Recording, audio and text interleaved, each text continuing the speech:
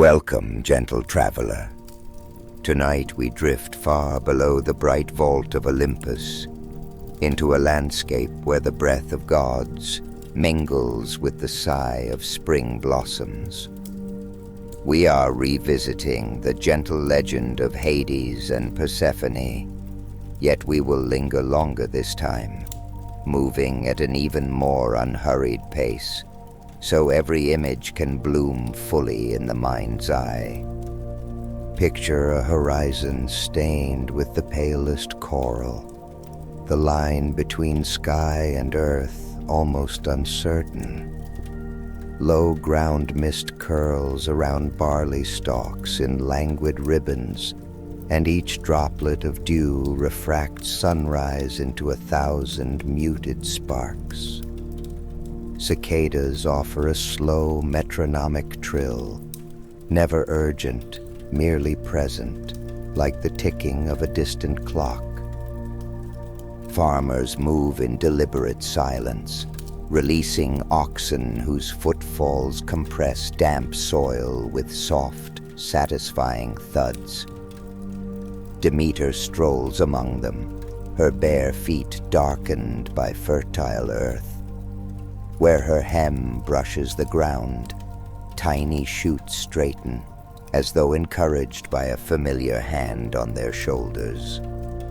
She greets each worker not with booming divinity, but with a nod, the sort one shares with an old neighbor across a garden wall. Even the air smells of patient abundance, straw, fresh split wood, and the faint sweetness of fermenting grape musked from a nearby press. The rhythm of their lives is gentle percussion, hoe against soil, wheat grains sliding into woven baskets, the soft hush of breath after morning prayers. Now imagine Persephone a short distance away, where the cultivated rows give way to untamed hillsides. She is dressed not in regal attire, but in a simple linen chiton, tinted with the pale green of new leaves.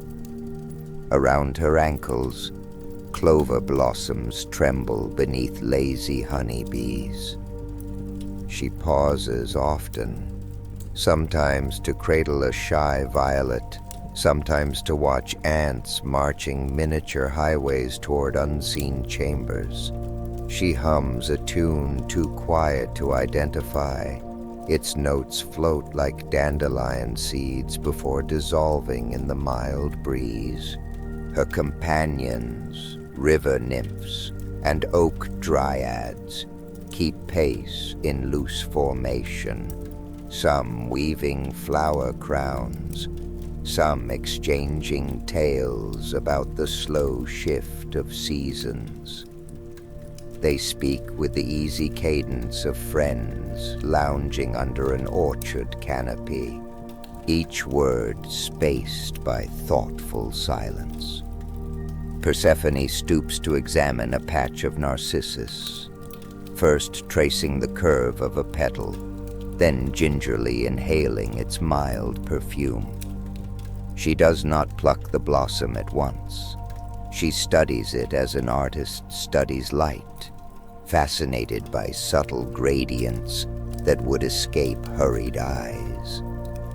In these unhurried moments, she is both child and caretaker, delighting in wonder while intuitively guarding fragile life. Elsewhere, atop a low hill crowned by stocky stone granaries, Demeter oversees the tally of last year's harvest. Her fingers glide across papyrus ledgers inscribed by temple scribes in orderly charcoal lines. Each figure is read and reread, yet she rushes none of them. She knows that a single miscount, like a single pebble in a sandal, may irritate an entire journey. grain storehouse doors creak open to reveal mounds of golden kernels, their faint rustle echoing like soft applause. Beside her, elderly priestesses chant a hymn whose chorus repeats every few breaths.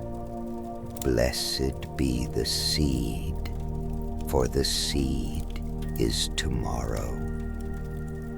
The melody spirals upward, mingling with high-perched swallows that weave arcs across the brightening sky. Demeter smiles, though her gaze drifts occasionally toward the meadows below, tracking a small figure in green linen. It is not worry she feels, but an awareness as deep as bedrock.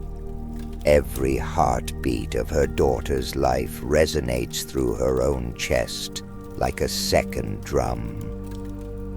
The village is stirring for the Proerosia, a modest first fruits festival. Picture women washing lengths of wool in a slow-moving stream. They slap the fabric against smoothed stones in rhythmic intervals. 1, pause. 2, pause. Water droplets glinting in sunlight before falling like beads of glass. Elsewhere, children thread kernels of dried corn onto cords, creating garlands that clack softly in their small hands. Bakers knead dough infused with honey, their palms moving in measured circles. The scent rises, warm grain, delicate sweetness, drifting through open doorways. Black-clad musicians test lyre strings in pentatonic scales, but each note is allowed to fade fully before the next is plucked, ensuring no harsh collision of sound. Toward midday, Demeter and Persephone reunite in the temple courtyard. The goddess receives from her daughter a wreath woven of narcissus and river reeds, damp with spring water. She lowers her head so the crown may rest upon her braids, and for a breath, the courtyard stills entirely, as though acknowledging an invisible current of blessing. During the festival meal, mother and daughter retire briefly to a shaded olive arbor at the edge of town. Here cicadas resume their slow metronome, while distant laughter drifts from the square. Demeter breaks a small loaf, steam coiling upward into shifting sunbeams. She hands Persephone a half, and together they taste the simple bread. Chew, swallow, breathe. Their conversation flows with languid ease. How the grapevines are faring in the neighboring valley. How a border village rescued its sheep from an early spring flood. How Persephone dreams sometimes of caves lined with crystals the color of twilight. Demeter listens, neither dismissing nor probing, letting words settle like petals on still water. Between topics, silence stretches comfortably. They share it the way companions share a cloak on a cool night, each held by the same quiet warmth. In the afternoon, Persephone naps beneath an elder pine. Sunlight dapples her cheek. A light breeze sets pine needles whispering overhead. In her dream, a pale horse moves through a silver mist. It is not frightening. Its pace is slow, its breath visible like soft smoke. She reaches to pet its flank, cool, velvety, and wakes to find only the muted aroma of resin and earth. That evening, Demeter notices a subtle hush descending early. Frogs near the reeds pause mid-croak. A single gust ruffles the barley just once, then stillness returns. She tilts her head, sensing a chord slightly out of tune in the rhythm of their lives. Not terror, merely a discordant note lingering on the edge of awareness. Night settles gently. Torches burn low, casting honey light upon temple columns where prayer ribbons flutter with minimal rustle. Persephone retires to her chamber. Stone walls scented by drying lavender bundles hung overhead. She traces constellations through a slit window. Callisto's bear pacing the slow wheel of sky. Orion reclining on the horizon. Somewhere beneath those same stars, her fate is already stirring. Yet she sighs contentedly and drifts into sleep, unaware. Demeter stands on a balcony, cloak pulled close, though the air is mild. She counts meteors, tiny, silent embers drawing pale lines across the firmament. Their fleeting glow feels like a coded message she almost grasps, then loses. She presses a calming palm to the marble railing, whispers a libation prayer to Gaia, and finally turns inside. Below, in root-bound passages no mortal has yet trod, a low tremor purls outward, subtle as a pulse in a sleeping wrist. A plan has begun its measured course, and so we pause here, on the eve of a change we now know will reshape the breath of seasons. Linger a moment in this meadow-scented darkness. Listen for the distant hum of bees, the slow sigh of evening wind passing through wheat, the gentle echo of a mother's heartbeat answering her child's laughter. Picture the late morning light settling over Persephone's favorite meadow like a warm shawl. Nothing hurries here. Grass blades drift in slow synchrony, each shadow an elongated mirror of its source. Skylarks perch rather than sing, as though conversation might wrinkle the stillness. Even the scent, sweet hay mingled with faint anemone, lingers in place, neither intensifying nor fading, poised on the cusp of afternoon. At the meadow's quiet heart rises a single narcissus taller than its kin, petals glimmering with soft opalescence. From a distance it appears ordinary. Only closer inspection reveals whorls of ivory edged in palest gold, each vein guiding the eye toward a honey-amber throat. Persephone, intrigued by this subtle marvel, approaches in gentle stages, pausing to admire a beetle's slow ascent up a bent stem, lifting her hem so as not to bruise low crocuses. Her fingertips hover just above the narcissus, hovering in a silent greeting. Without warning, but also without violence, the soil utters what can only be called a sigh.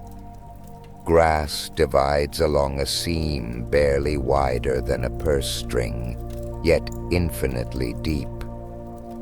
No stones clatter, no roots snap.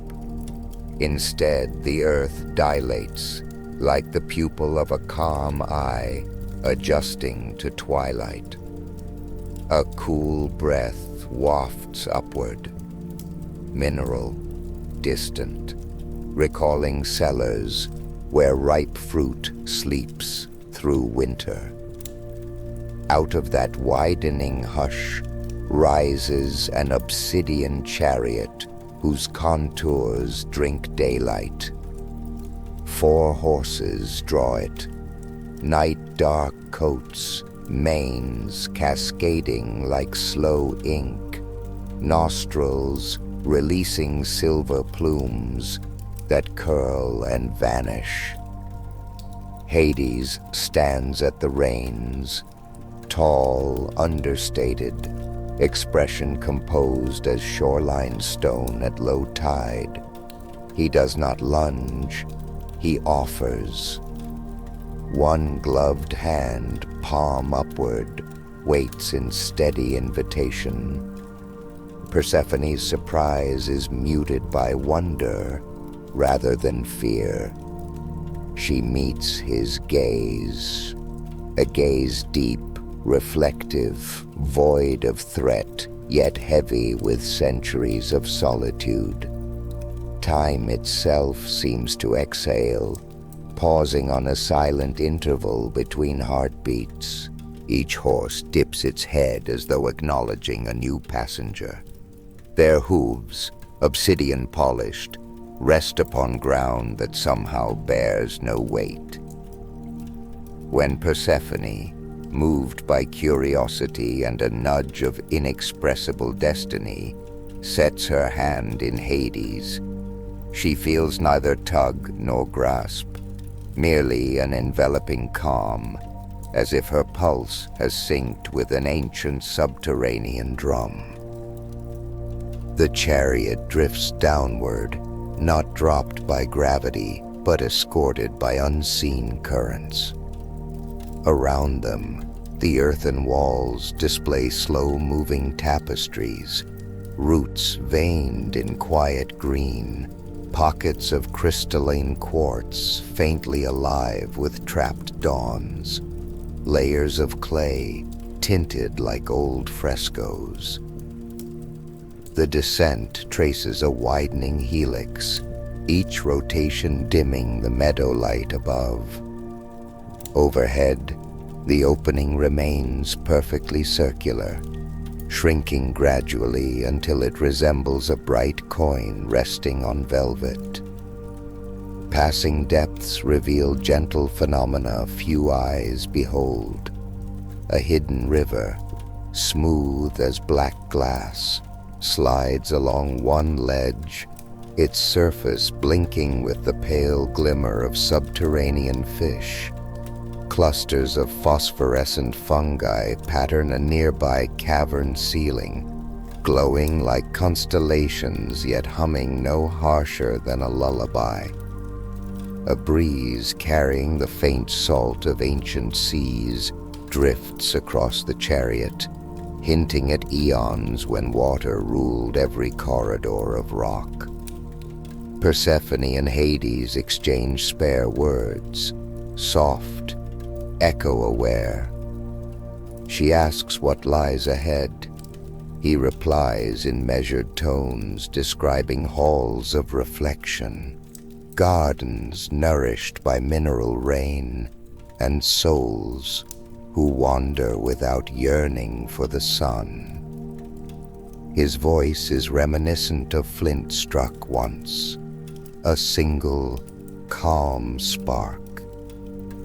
Her responses are equally gentle.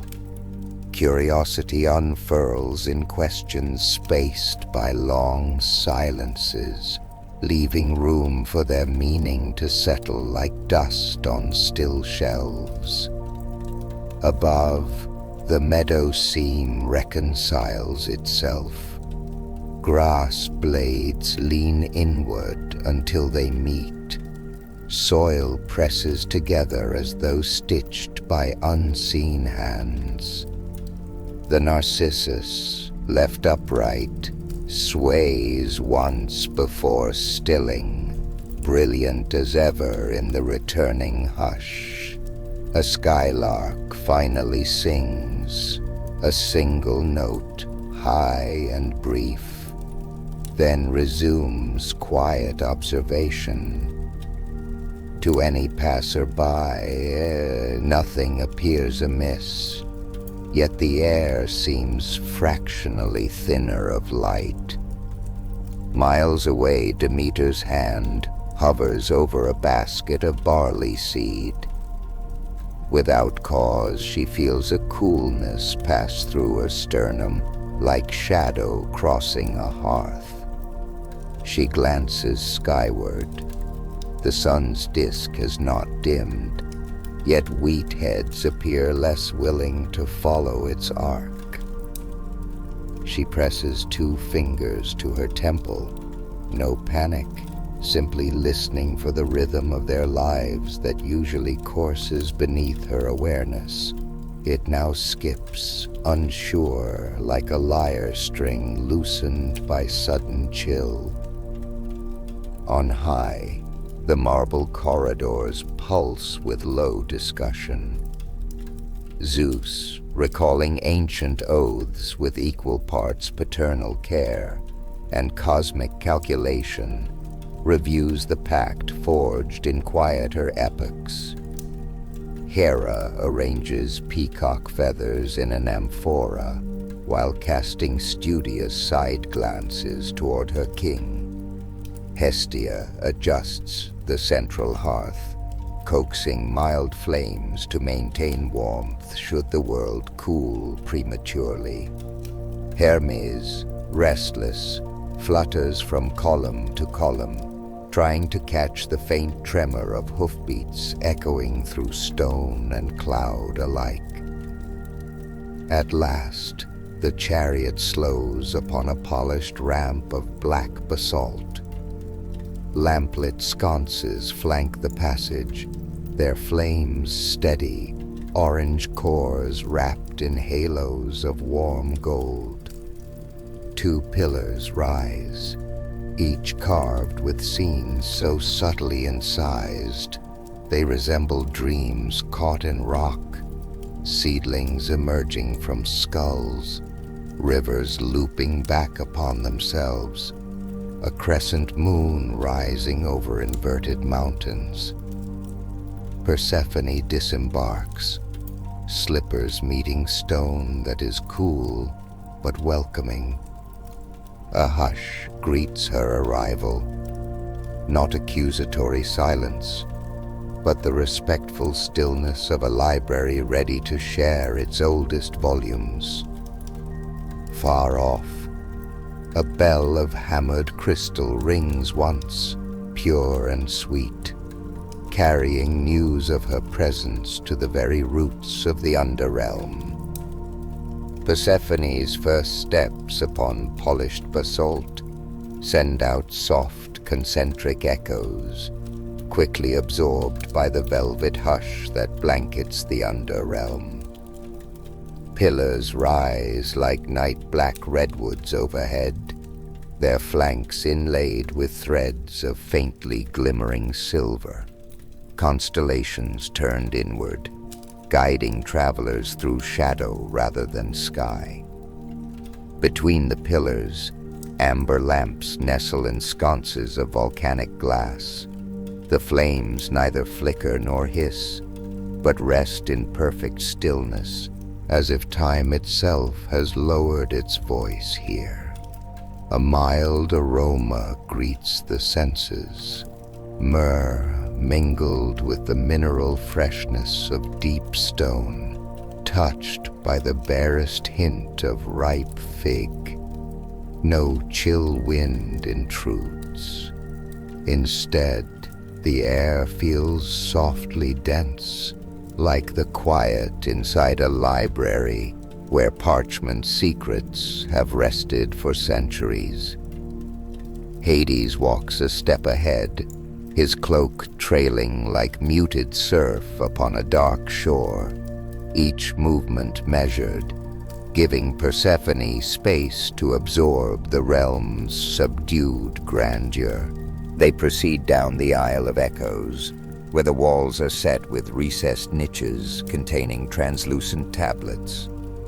Approach one, and faint images appear.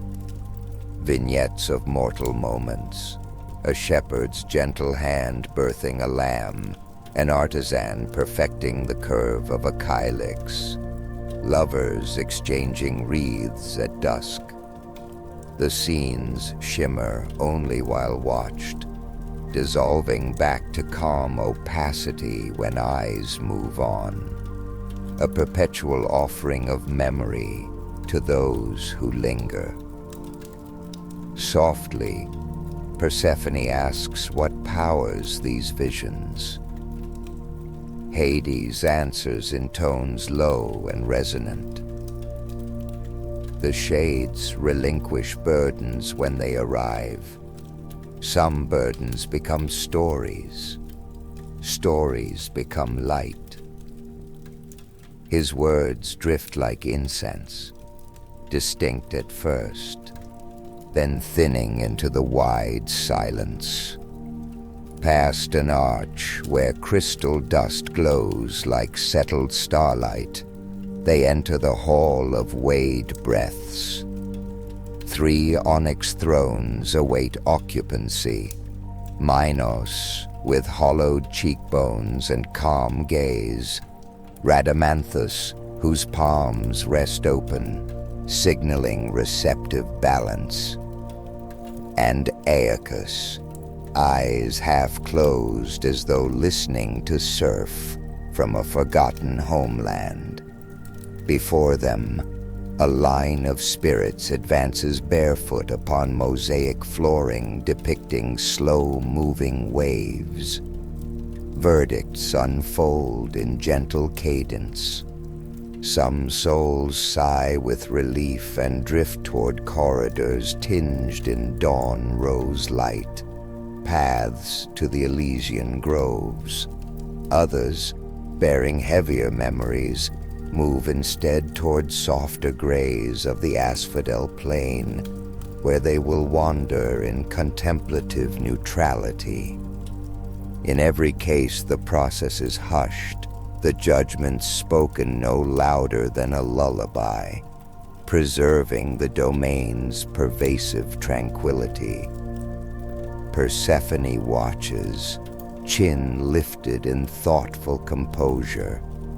She notes how a simple gesture, a guiding nod, an encouraging whisper, eases the spirit's transition.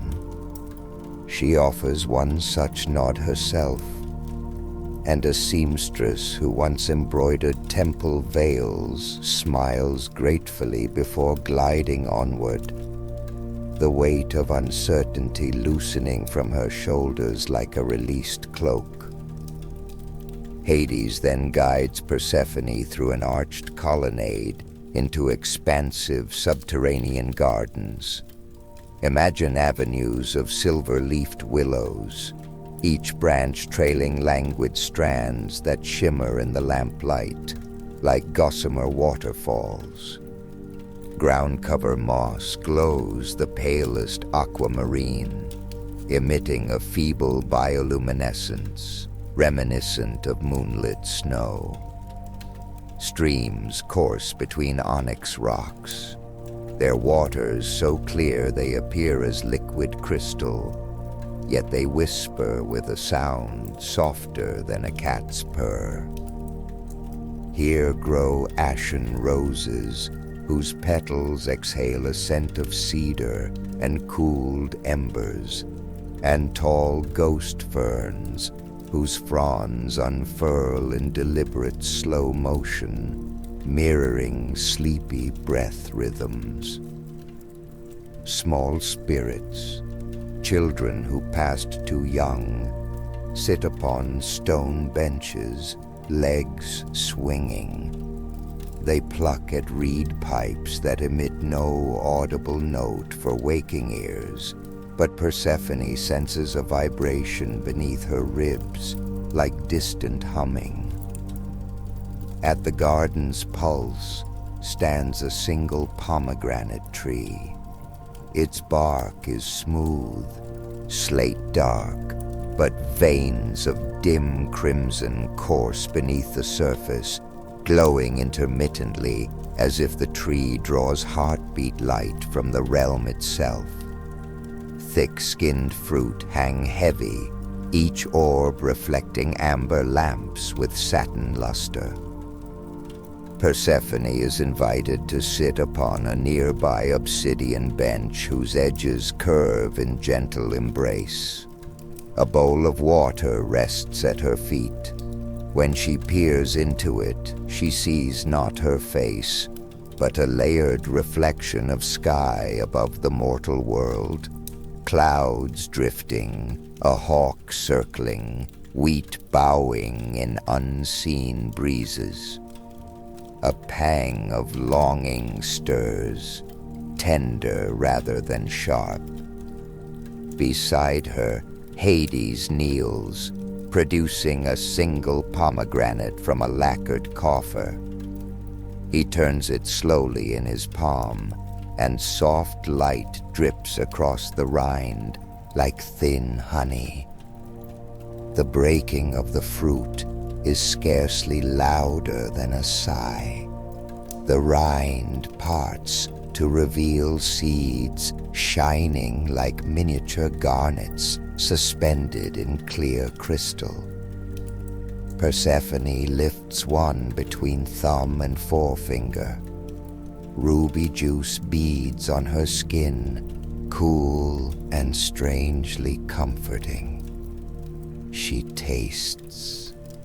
The flavor is layered. First tart whisper of autumn wind, then mellow warmth of hearthside spice, finishing with a hint of spring rain on tilled loam. The seed slips down her throat, carrying an echo of home, wrapped in underworld hush.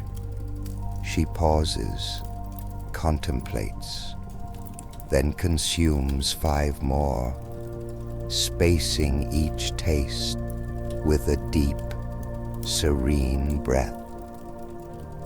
With every seed, the garden brightens a fraction, as if acknowledging her acceptance. Now, an inaudible chime ripples through crystal ceilings. The realm adjusts, like a great organism welcoming a long-missing rhythm.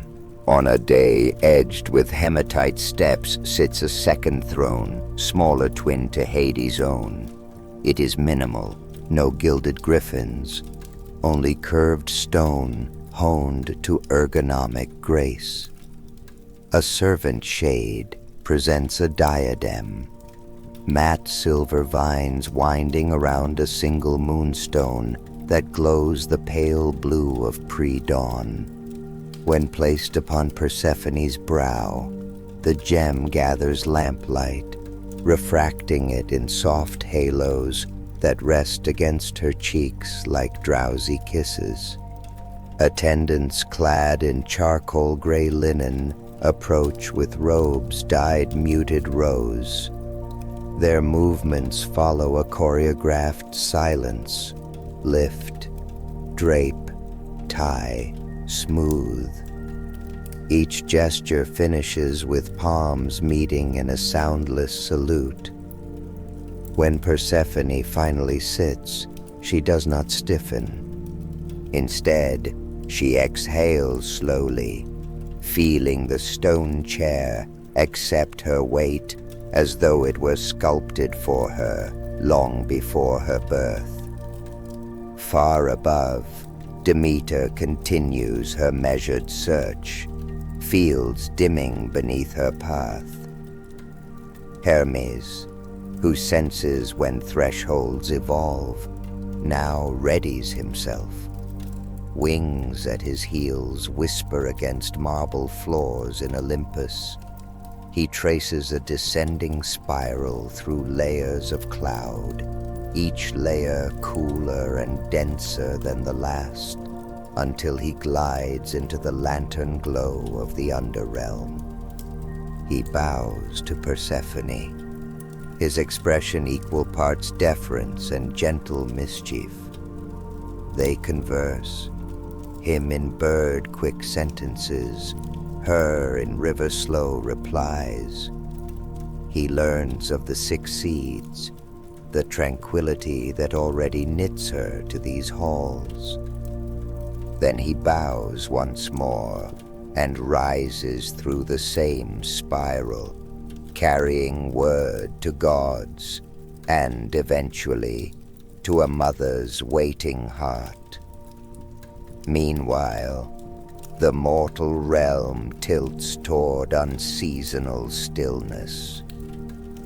Bakers notice bread takes longer to proof. Shepherds glimpse frost feathers on meadow stones, though the calendar insists it is midsummer. Yet the change arrives softly. No crops wither overnight. No flocks perish. Only a collective hush, as though earth holds its breath, listening for the cadence of one absent wanderer. Farmers cluster in temple porticos, whispering respectful petitions to Demeter's priestesses. The priestesses lead twilight processions, torches upraised, circling fields while chanting hymns so slow they resemble drawn-out sighs. Even their worry settles into gentle patterns, reinforcing the prevailing quiet rather than shattering it. Back beneath the hill, Persephone walks alone among silver willows. She touches their trunks. Beneath her fingertips, she feels pulse, roots drinking deep, leaves exhaling dusk. A sense of dual belonging washes over her, half her spirit reaching toward sunlit orchids, half rooted in these mineral gardens. She understands now that her presence mediates cycles far beyond personal desire. Seeds sleeping, seeds waking, lungs inhaling, lungs releasing. Hades joins her, wordless. They pace side by side along a stream that murmurs over flecks of mica. Their silhouettes merge and separate in lamplight, like twin notes alternating in a soothing melody. No vows are spoken. Promises, older than language, have already woven themselves into the quiet around them. Picture barley plains under a washed-out afternoon sun. Wheat heads droop, not from blight, but from a soft reluctance, as if waiting for a familiar voice. A faint wind passes once, leaves a lingering coolness, and moves on. Shepherd dogs glance toward distant roads, puzzled by the stillness that presses upon fur and ear alike. Demeter exchanges her gold-threaded mantle for a plain traveler's cloak dyed the color of fertile soil after rain. In one hand, she carries a single steady torch. Its flame issues a low, soothing crackle, the auditory equivalent of a mother's hum. She steps from temple portico to dusty path, from orchard lane to rocky promontory, always slow, always listening for the rhythm of her child. Her search is a tapestry of landscapes, mountain passes, frost dusts, shale ridges. Goats bleat softly, and Demeter's torch leaves tiny amber halos on frozen pools. Coastal marshes, reeds sway like metronomes. Gulls cry once, then hush. Tidewater smells of salt and slumber. Island terraces, olive trees clutch terraced hillsides where potters tap amphorae to test curing clay. Each tap a muted heartbeat. Desert edge. Moonlit dunes shimmer silver. Field crickets click as though counting her footfalls. At each stop, Demeter pauses, asks in a voice barely above a whisper if anyone has seen a maiden garlanded in spring. Each negative answer folds gently into her calm determination. She stays the night with simple folk, never revealing divinity, accepting coarse bread, trading stories for a corner near the hearth. One house shelters a widowed baker whose loaves will not rise. Demeter kneads dough beside her, guiding hands in patient rhythm until warm loaves swell, scenting dawn air with hope. Another hut belongs to a fisherman whose nets return light. She mends fraying twine, teaching a knot so slow and deliberate it seems a meditation. In each place gratitude glows but never bursts. Like embers banked beneath soft ash, the earth, sensing its guardian's grief, cooperates in silence. Orchards delay ripening, grape skins thicken without blush. Yet no famine ravages, only a hush of expectation. Children learn to play quieter games, their laughter wrapped in woolen moderation. Elders speak of cycles. There is rest in the seed, they say, as there is rest in the soul.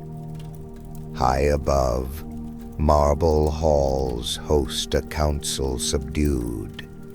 Zeus considers parchments inscribed with older covenants. Hera watches storm fronts stall along coastlines, brows knitted in reflective calm. Iris paints no rainbows, she awaits verdict. Finally, the Moirai, Clotho, Lachesis, Atropos, arrive, distaffs clicking like distant clockwork. They confirm what destiny has already begun to hum. Balance must be woven, not severed. A pact is voiced in measured syllables. Persephone shall spend half the cycle below, half above. Not punishment, not reward, simply equilibrium. Hermes descends again, sandals brushing cloud layers as though strumming harp strings. He greets Persephone in the twilight garden, the one where silver willows hush children to sleep. His message is delivered slowly, with pauses for reflection. Persephone's eyes widen, not in surprise, but in comprehension, as though a half-remembered melody has found its next note. Departure is neither swift nor tearful.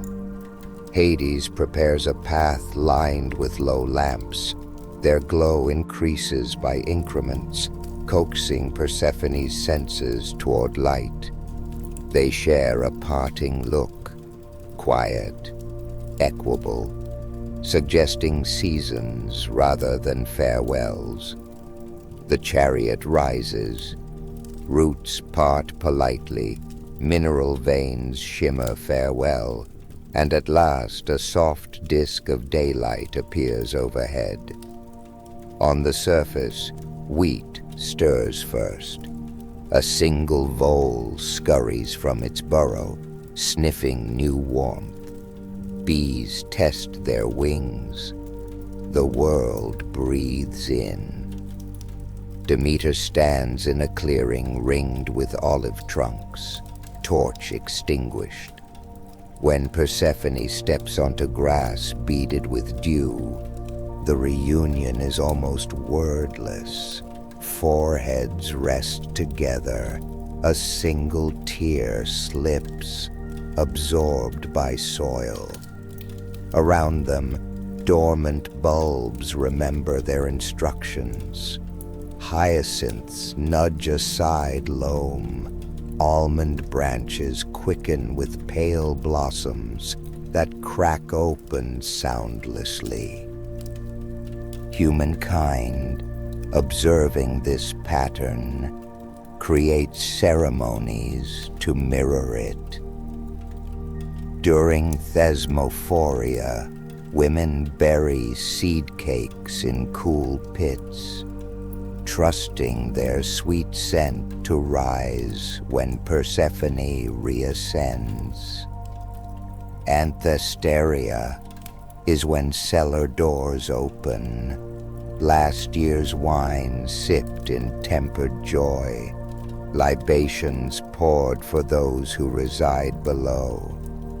And during Haloa, fields plowed in midwinter, laughter scattered like chaff to remind frozen earth of future mirth. Each rite is performed at half-voice, torches shielded with colored mica to soften glow. As year turns, Persephone returns once more to shadow, and mortals notice the cadence. Sow, reap, rest, dream. They craft early calendars, stone discs etched with twin arcs, a bright path and a dusky trail. Children memorize the story in lullaby form. Elders recite it as evening settles, knitting personal griefs into a broader comfort. All departures promise a return. Allow the tale's final echoes to fade like torchlight behind temple doors. Feel the steady pulse beneath its imagery, downbeat of descent, upbeat of return, over and over, tender as your own heartbeat at rest. In this quiet knowledge, you may trust the turning of pages you cannot see, the slow unfurling of unseen buds. Breathe in the scent of early blossoms on cool air. Breathe out the hush of lamplit corridors far below. Should sleep beckon, follow Persephone's chariot, gliding without jolt into peaceful depths. And know that, like her, you will rise again to gentle daylight, unhurried, inevitable, kind. May your night be soft, your dreams balanced, and your waking hours touched by the calm cadence of the seasons. Good night.